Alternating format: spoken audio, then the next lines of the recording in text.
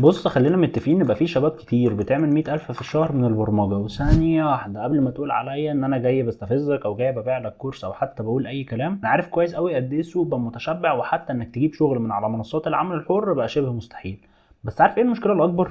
انك قاعد مسؤول في ازاي تطور من مهاراتك التقنية ونسيت حاجة مهمة قوي، وهي ان ازاي تبص لمجال البرمجة من ناحية البيزنس. وساعتها المشكلة كلها بدأت من هنا، بعد لما حد قال لك انك هتخلص الكورس ده وهتلاقي شغل على طول. ومش بس كده، لا، وكمان انت ممكن تشتغل فريلانسر وتقبض بالدولار وانت قاعد في البيت. فانت اتحمست شويه، لا اتحمست قوي، وقمت قايم تعمل اكونتات على منصات الفريلانس، عشان هوب تكتشف ان في واحد في الهند مستعد يعمل نفس اللي انت هتعمله بربع السعر وفي وقت اقل منك بكتير. اللي غالبا اساسا هتكون شركه متنكره على هيئه انسان، ده غير كميه الناس اللي هتلاقيهم باعتين بروبوزل قبلك بكتير.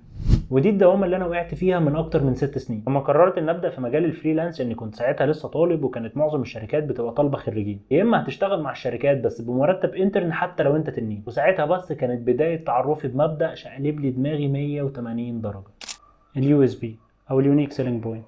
وهي ببساطه انك تسال نفسك سؤال: ايه الميزه اللي بتميزني عن معظم الناس اللي عندهم نفس مهاراتي؟ ساعتها قعدت ادور وادور على ايه المميزات اللي ممكن يتقال عليها يو اس بي، ولقيت حاجات زي انك تستخدم احدث الطرق في التصاميم، زي انك تحط اشكال 3 دي مثلا، او حاجات تانية بسيطه معنويه زي انك انت تدي للعميل بتاعك وقت اكتر في انك تشرح له مفهوم غلط عنده، وتحسسه دايما بانك انت موجود ويقدر يسالك اي سؤال بعيدا عن التعاملات الماديه. بس ساعتها ده وداني لسؤال تاني اعمق: منين هجيب عميل؟ وازاي اخليه يفضل معايا؟ وازاي اصلا اسعر خدمتي؟ والاهم، وانا اعرف اعمل دخل سلبي من البرمجه؟ وكالعاده انطفيت وبدات اسكرول على السوشيال ميديا، ولقيت حد من الناس اللي انا كنت بتابعهم في مجال الفتنس بيعلن عن الويب سايت بتاعه الجديد. قلت ادخل اتفرج على الويب سايت ده، وساعتها لقيت ان الويب سايت بدائي جدا. وساعتها قلت لنفسي انا اعرف اعمل احسن، ونورت في دماغي فكره: انا ليه ما اقعدش اسكرول على السوشيال ميديا واكون متابع بيزنسز كتير بتقدم خدمات في مجالات انا بحبها، واقوم مختار كام شركه او كام فرد ما يكونش عندهم ويب سايت واعرض عليهم اني اعمل لهم الويب سايت بتاعهم. فقررت ابعت لهم واعرض عليهم اني اصمم ليهم موقع يساعدهم في انهم يظهروا في السيرش انجن، وكمان تصميم الموقع يساعدهم انهم يبيعوا اكتر. افتكرت وقتها نقطه اليو اس بي، وان معظم المبرمجين دايما بيتكلموا في الفلوس قبل القيمه اللي بيقدموها. فقررت ان انا ابعت المسج بالصيغه دي: ان عندي افكار قادره ان هي تساعدهم، ولو عجبهم الشغل معايا ساعتها بس نتكلم في تكلفه، ولو ما عجبهمش يقدروا يلغوا المشروع في اي وقت. وانت اكيد جه في بالك دلوقتي نفس اللي جه في بالي ساعتها: افرض بقى العميل ده طلع مش كويس وساب المشروع وهو في النص؟ عادي جدا، هعتبره استثمار، وارد ينجح وارد يفشل. لو نجح كسبت عميل جديد، ولو فشل هحطه في البورتفوليو. ومع اول مقابله مع العميل سالني السؤال ده: الوقت، وامتى هنطلع النسخه الاوليه؟ وساعتها بس اكتشفت ان انا عمري ما هقدر انافس نفس الناس اللي بتقدم خدمتي غير لما اكون مستخدم تك ستاك تسهل وتسرع على شغلي. طبعا ما كنتش محتاج اني اخترع العجله من الاول. ساعتها والحمد لله بعد ما قدرت اسلم العميل المشروع بتاعه، والعميل فعلا عجبه المشروع، قام باعت لي يسالني عن التكلفه. وفي نفس الوقت لقيت مسج من صاحبي اننا نازلين نقعد شويه مع ناس في المجال. فساعتها اتعلمت حاجه غيرت فكري تماما عن مجال البرمجه، وان ازاي اقدر ادخل منه دخل ثابت من غير ما اكون محتاج ان اشتغل في شركه. وهي ان ازاي تقدر تقدم للعميل بتاعك خدمات بعد تنفيذ المشروع، بحيث ان العميل يتعاقد معاك بعقد سنوي وتبقى ضمنت لنفسك دخل ثابت شهريا. ده غير اني عرفت ان في ناس اساسا بتخفض من سعر انشاء المشروع عشان يكسبوا العميل، وبعد كده يقدروا يعرضوا عليه خدمات تانية اكتر. اب سيلينج هو اسلوب بيع بيسمح لك تعرض على العميل خدمه اضافيه او تطوير اعلى من الخدمه الاساسيه اللي طلبها، بحيث تزود قيمه الصفقه وتزود ربحك انت كمان.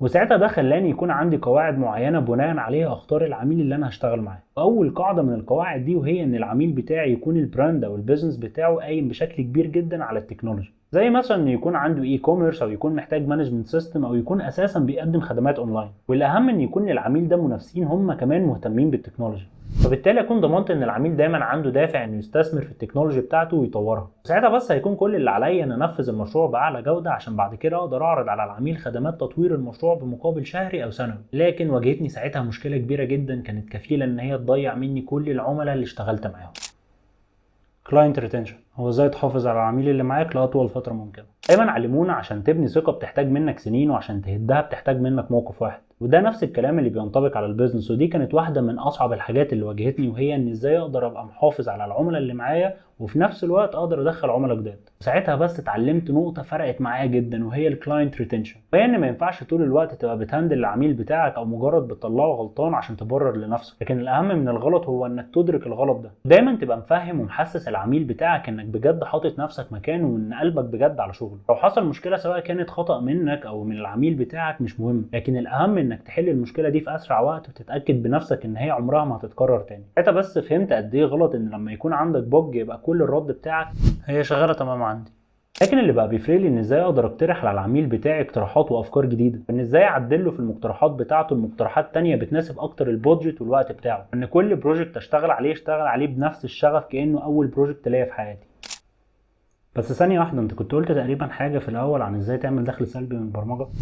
لا دي حاجة أمرها بسيط، إن ببساطة لما بتبدأ تشتغل مع أكتر من عميل في مجال أنت عندك شغف بيه وعندك علم حتى لو بسيط عنه، أو بلغة البيزنس إنك بيبدأ يكون عندك التارجت نيش بتاعك، ساعتها بتكون خلاص فهمت كل البين بوينتس للعملاء اللي في المجال ده، فساعتها تقدر بكل بساطة إنك تبني ساس برودكت للعملاء اللي في المجال ده أو تقدم ليهم سيرفيس بتحل لهم فعلا البين بوينتس بتاعتهم. وخليك دايما فاهم إنك كل اللي محتاجه إنك تكون بتحل مشكلة واحدة حقيقية لعملاء في مجال معين عشان تبدأ تعمل منه فلوس. في نقطة مهمة جدا أنا عايز أكلمك فيها، هي نقطة العقود أو الكونتراكت. ان مبرمجين كتير جدا لما بيبداوا يشتغلوا لوكال فريلانسنج مش عن طريق منصات، ان معظم المبرمجين اللي بيشتغلوا لوكال فريلانسنج مش بيعملوا عقود بينهم وبين العملاء بتاعتهم. انا بتكلم عن عقد يكون متوضح فيه كل متطلبات المشروع والفتره الزمنيه المتفق عليها، وكمان يتحط فيها كل دفعات الفلوس وتقسيمتها. وبالمناسبه بالنسبه لدفعات الفلوس، انا واحد من الناس جربت طرق كتير جدا ولقيت ان انسب حاجه وهي انك تاخد من العميل بتاعك داون بيمنت 60% وباقي الدفعات تكون عند تسليم المشروع او تقسمها 20%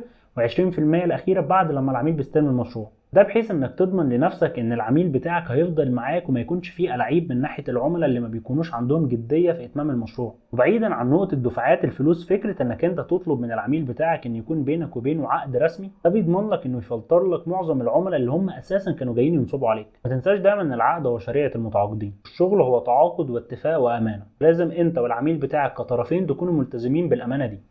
بص انا حاسس بيك جدا، فكره انك مقلق انك تبدا وكمان ما عندكش تخيل اللي جاي هيكون عامل ازاي. صدقني مفيش حد بدا في شيء وهو عنده حسن توكل على الله الا وفي الاخر وصل لنتيجه ترضيه. وعامه الفلوس او النجاح كل ده بيجي دايما بشكل تراكمي. سلام.